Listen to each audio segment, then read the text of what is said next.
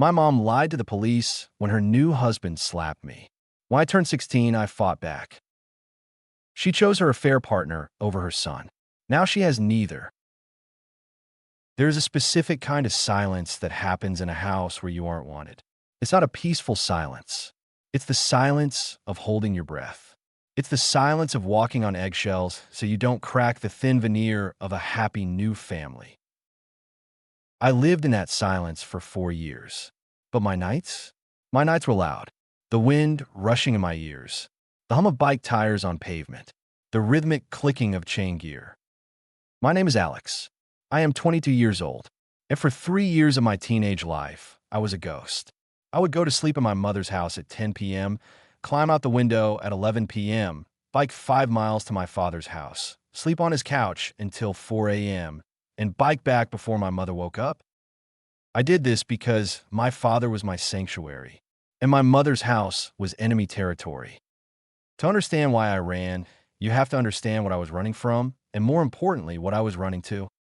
Before the divorce, my life was defined by the smell of two-stroke engine oil and freshly cut grass. My father, David, owned Sullivan Landscapes. He wasn't just a guy with a mower. He was an artist with the earth. He built retaining walls that could hold back oceans. He designed irrigation systems that were more complex than computer circuits. He was a man of few words, but every word counted. He taught me that your hands are your most valuable tools. Alex, he'd say, wiping grease off his hands with a red shop rag. If you build it right the first time, you never have to apologize for it later. He built our family home with those hands. He framed the deck where we ate dinner. He installed the hardwood floors where I learned to crawl. He was the kind of father who showed up to every soccer game, not to yell at the ref, but to bring orange slices and tell me, "Good hustle," even when we lost. He was solid. He was granite. My mother, Karen, was different. She liked shiny things. She liked noise. She felt that Dad's quiet strength was boring. She wanted excitement. She found it in Vince. Vince was a car salesman at the local dealership. Not a manager, just a salesman who had been Employee of the Month once in 1998 and never got over it. He was loud. He wore suits that were too shiny and cologne that entered the room 5 minutes before he did. He drove a leased BMW he couldn't afford and talked about hustle culture while living paycheck to paycheck. My father found out about the affair in the worst way possible. He came home early from a job site because of rain. He found Vince's car in our driveway. He found them in the kitchen. Dad didn't scream. He didn't throw a punch. That wasn't who he was. He just looked at them with a profound, crushing disappointment. "Get out," he said to Vince. Then he looked at my mother. "You broke it," he said simply. "We can't fix this." He packed a bag. He left the house he built. He moved into a small apartment above his shop to give us space while the lawyers figured it out. He took the high road. Mom moved Vince in 3 days later. It was like a hostile takeover. Vince didn't just move in. He tried to erase my father. He complained about the deck Dad built, wood's warping, cheap materials. He complained about the landscaping, too much maintenance. He parked his leased BMW in Dad's spot in the garage. The court ordered 50-50 custody. 1 week with Dad, 1 week with Mom and Vince. The weeks with Dad were heaven. We cooked steaks on a small charcoal grill. We watched MMA fights. We worked on his trucks. He taught me how to change an alternator. He taught me how to sharpen a mower blade. It was peaceful. The weeks with Mom were hell. Vince's favorite pastime was character assassination. He loved to talk trash about my father to build himself up. He was insecure, deep down.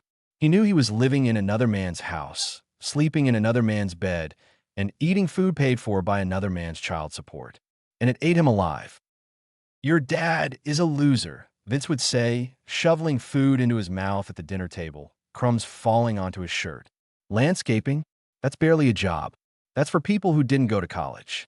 I made more in commission last month than he makes in a year." That was a lie.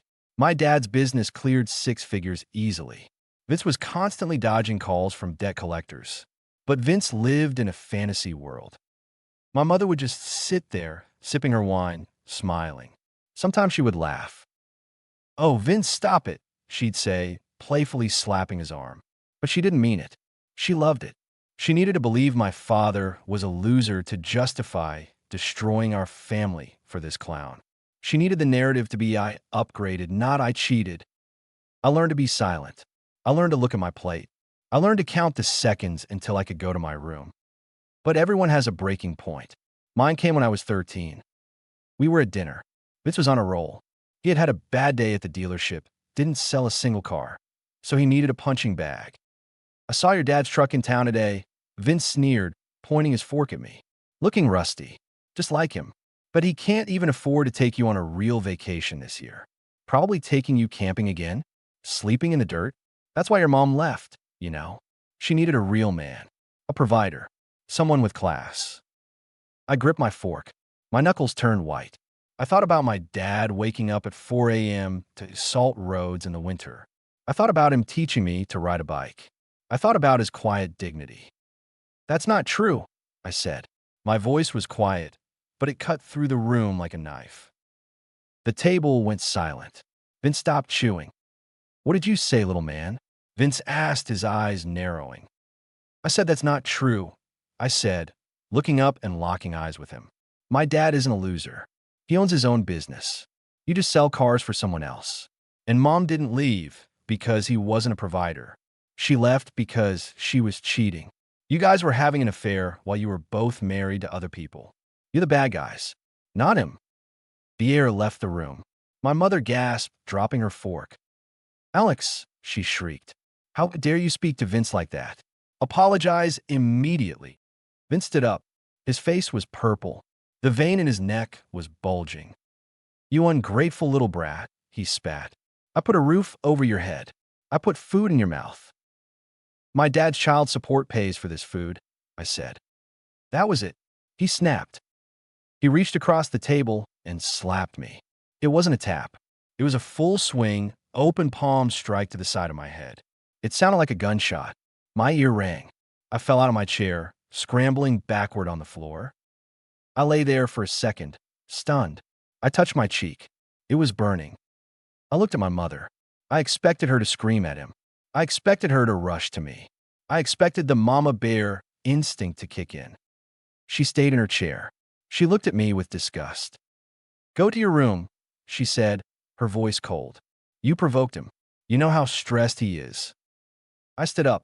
Tears stung my eyes, not from the pain, but from the betrayal. She chose him. She watched him hit her son, and she chose him. I hate you, I whispered. Room, she pointed. I walked to my room. I slammed the door, but I didn't stay there. I packed my backpack. I grabbed a hoodie. I opened the window.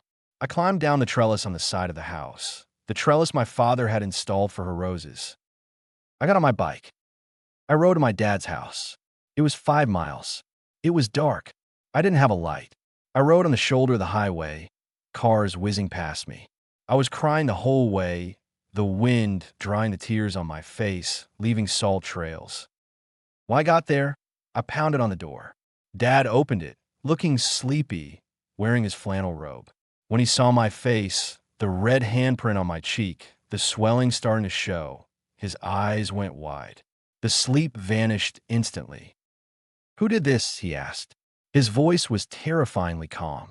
It was the voice of a man burying a body. Vince, I said. Dad didn't yell. He didn't get a bat. He grabbed his keys and his boots. Get in the truck, he said. We're going to the police station. We filed a report. The officer took photos of my face. He looked sympathetic. This is a solid mark, son, he said. We'll go talk to them. They called my mother. An hour later, Mom showed up at the station. Vince wasn't with her. She walked in, looking immaculate, like she hadn't just watched her husband assault child. She looked at the officer, then she looked at me with a sad, pitying expression. He's lying, she said. My jaw dropped. Mom, he's a dramatic teenager, she told the police, putting on her best concerned mother act. She even squeezed out a tear. He and Vince got into an argument about chores. Alex didn't want to do the dishes. He threw a fit. He stormed out. He fell off his bike on the way over here. That's where the mark came from. Vince never touched him. Vince is a gentle soul. That is a lie. I screamed, standing up. He slapped me at the table. You were there. You told me. I provoked him. Alex, stop it, she hissed, grabbing my arm. Stop trying to ruin our family because you're jealous. You need therapy. The officer looked between us. Without a third witness or a recording, it was a he said, she said, and the mother, the primary custodian in the eyes of the school and doctors, was corroborating the stepfather's story. We can't arrest him based on this, the officer told my dad quietly. I'm sorry, but if she says he fell. My father filed for emergency custody the next day. We went before a judge. The judge looked at the report. He listened to my mother, who cried on the stand, and said my father was a bitter ex-husband coaching me to make false allegations to get out of paying child support. There is insufficient evidence of abuse, the judge ruled, slamming the gavel. The current custody arrangement stands. And Mr. Sullivan, he looked at my dad with stern eyes, stop using your son as a pawn. It's damaging. My dad held me in the parking lot while I cried into his chest. I felt like the world was insane. The truth didn't matter. I believe you, he said. I know you're telling the truth. I'm sorry the system is broken. But I promise you, I will protect you however I can. How? I asked. I have to go back there. He's going to kill me. We're going to make you unbreakable, he said. And we're going to make sure you have a safe place to land. That week, Dad signed me up for Brazilian Jiu-Jitsu. I don't want you to start fights, Dad told me as he handed me my first white belt. But if a man puts his hands on you again, I want you to be able to end it, without getting hurt, and without hurting him so bad you go to jail. Control. That's the goal. A landscape architect controls the earth. A martial artist controls the body. For the next 3 years, that was my life. School, jiu-jitsu, and the silent war at my mother's house. I became a ghost. When I was at Mom's, I didn't speak. I ate quickly. I went to my room. Vince would taunt me, trying to get a rise out of me, trying to get me to disrespect him again so he could have an excuse to hit me. Cat got your tongue. Alex, he'd sneer, pouring himself another whiskey. Too scared to talk back now? Good. You learned your lesson. I would just look at him. I was getting taller. I was getting broader. My shoulders were filling out from hours of grappling. My grip strength was becoming serious. I wasn't the skinny 13-year-old anymore. I was becoming a replica of my father, solid, quiet, dangerous if provoked. And the nights were my escape. I couldn't sleep in that house. It felt unsafe. I felt like if I closed my eyes, Vince would come in. So, 3 or 4 nights a week, I would wait until the lights went out. I'd put on my black hoodie. I'd slip out the window. I'd grab my bike from the bushes where I hid it. I'd ride to Dad's. He left the back door unlocked for me. He knew. He never said it out loud, because if he admitted he knew, he could get in trouble for interfering with custody. But he knew. There was always a blanket on the couch. Sometimes there was a protein bar left on the coffee table.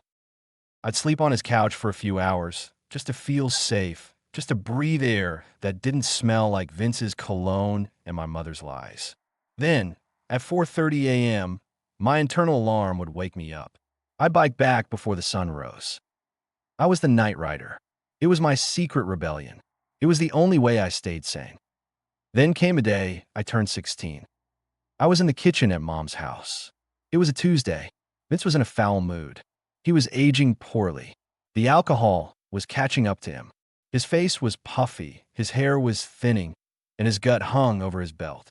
He had missed his sales quota again. He was struggling to sell cars because people didn't like his aggressive style anymore. The dealership had demoted him to used cars. He was drinking whiskey at 5 p.m. I opened the fridge to get water. I had just come from practice. I was wearing my rash guard under my hoodie. Hey, Vince yelled. You ask before you take things from my fridge. It's water, Vince, I said, tired. And Dad pays for the groceries. I shouldn't have said it, but I was tired. Don't you backtalk me, he shouted. He stood up, knocking his chair over. He swayed a little. I am a man of this house. You're drunk, I said. Sit down. You need to learn some respect, he growled. He walked over to me. He got in my face. His breath smelled like rot and cheap liquor. He poked me in the chest. You think because you're bigger now, you're tough, he said. I'm still the man. I can still put you down. He pulled his hand back. He was going to slap me again, just like 3 years ago. But I wasn't 13 anymore. I was 16. I was 170 pounds of muscle, and I was a blue belt with 3 stripes. As his hand came forward, time seemed to slow down. I didn't flinch. I didn't freeze. My training took over. I ducked under the swing. I stepped in deep, my hip connecting with his. I wrapped my arm around his waist, pivoted, and executed a perfect Ogashi hip throw. Vince went airborne. His feet left the ground. He rotated in the air. He slammed onto the linoleum floor with a thud that shook the cabinets. The wind was knocked out of him with a gross, wet sound. Before he could scramble up, I was on him. I moved into a mount position. I pinned his wrist to the floor with my hands. My knees were heavy on his ribs. I applied just enough pressure to make it hard for him to breathe. He was struggling, wheezing, his eyes bulging with shock. He tried to buck me off, but I settled my weight. He was helpless. A drunk, out-of-shape middle-aged man against an athlete. "Get off me," he screamed, spitting saliva. My mother ran into the kitchen. She saw me sitting on top of her husband. "Alex," she shrieked. "What are you doing? Get off him. You're hurting him. I'm calling the police." I looked at her. I looked her dead in the eye. "Call them," I said calmly. "Please, call them. I'll tell them he tried to hit me. I'll show them the bruise forming on his wrist where I grabbed him. And this time, Mom, I'm 16.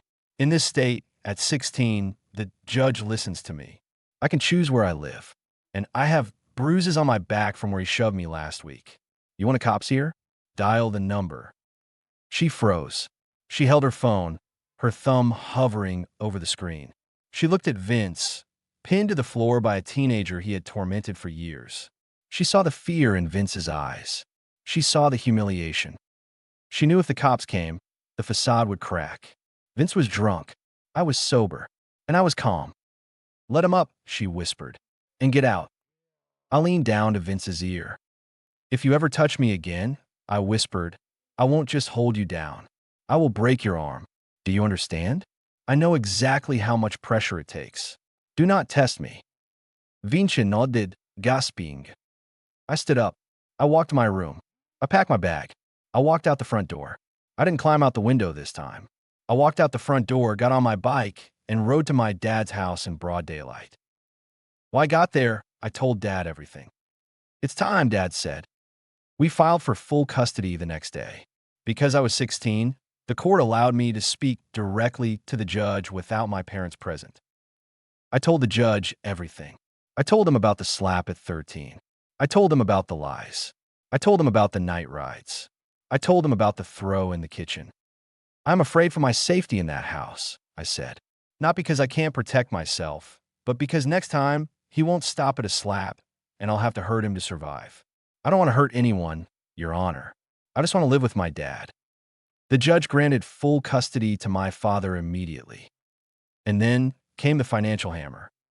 My father, being the meticulous man he was, filed a motion to terminate child support.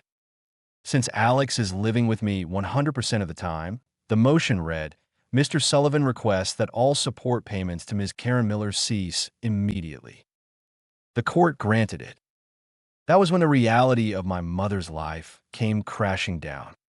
It turned out Vince wasn't the big earner he claimed to be. He was a fraud. He was in debt up to his eyeballs. He leased his flashy cars. He had credit card bills that looked like phone numbers. My mother had been using my father's child support payments, which were substantial because Dad owned a successful business, to subsidize their lifestyle. She was using my money to buy Vince's whiskey and lease his BMW. When the check stopped, the house of cards fell. 3 months after I moved out, Mom started calling me. "Alex, honey," she'd leave voicemails. "We miss you. Can we meet for lunch? Just to catch up?" I didn't answer. 6 months later, she called crying. "Vince left. We're getting divorced. We lost the house. I'm staying in an apartment." I didn't answer. By the time I turned 18, I had blocked her number. I was heading to college. I was free. I saw Vince one more time about 2 years ago. I was back in town visiting Dad. I stopped at a gas station. I saw an old man pumping gas into a beat-up Honda Civic. He looked terrible. He was bald, heavily overweight, and his skin was gray. He was wearing a stained polo shirt that was too tight. It was Vince. He looked up and saw me. I was standing next to my own truck, paid for with money I earned working for my dad. I was fit, healthy, and happy. He recognized me. His eyes widened. For a second, I thought he might say something snarky. But then he looked down. He looked ashamed. He finished pumping his gas and drove away without a word. He was a man who built his castle on sand, and the tide had finally come in. A week after my 18th birthday, I got a call from a number I didn't recognize. I answered it. "Alex, please don't hang up," it was her. "What do you want, Karen?" I asked. "I went to the police station today," she said, her voice shaking. "Why? Did Vince hit you too?" "No," she said. "I went to recant my statement. From 5 years ago. I told them I lied. I told them Vince hit you. I told them I protected him." I was silent. This was a massive move. Filing a false police report is a crime. Admitting to it years later could get her in serious trouble. "Why?" I asked. "Because I want you back," she sobbed. "I divorced him. I'm telling the truth now. I want to prove to you that I'm sorry. I chose the wrong man. I failed you. Please, Alex. I'm trying to fix it." I sat on my dorm room bed. I looked out the window. I thought about the boy riding his bike at 2 a.m., freezing cold, terrified, just trying to find a safe place to sleep. I thought about the boy who was slapped at the dinner table while his mother watched. I thought about the 3 years of silence. "You're 5 years too late," I said. "Alex, please." "You chose him," I said. "You watched him hit me, and you looked a police officer in the eye and called me a liar. You destroyed my trust to save your lifestyle. You aren't recanting because you're sorry. You're recanting because the money ran out and Vince left you. You're alone, and you want your retirement plan back." "That's not true. I love you." "If you loved me," I said, "you wouldn't have let me ride my bike in the dark for 3 years. You would have opened the door." "I didn't know about the bike." "You didn't know anything," I said, "because you didn't care to look." I hung up. I heard later from my aunt that she actually did file the recantation. She got probation for filing a false report. She has a criminal record now. She works at a retail store. She lives in a studio apartment. She messages me on Facebook sometimes, but I never open them. Sometimes late at night, I still go for bike rides. But now I ride for fun. I ride because I can. I ride back to a house where I pay the mortgage, where no one shouts, and where the silence is peaceful. I forgave the boy who was too scared to fight back, but I will never forgive the mother who watched him bleed and looked away. #family betrayal.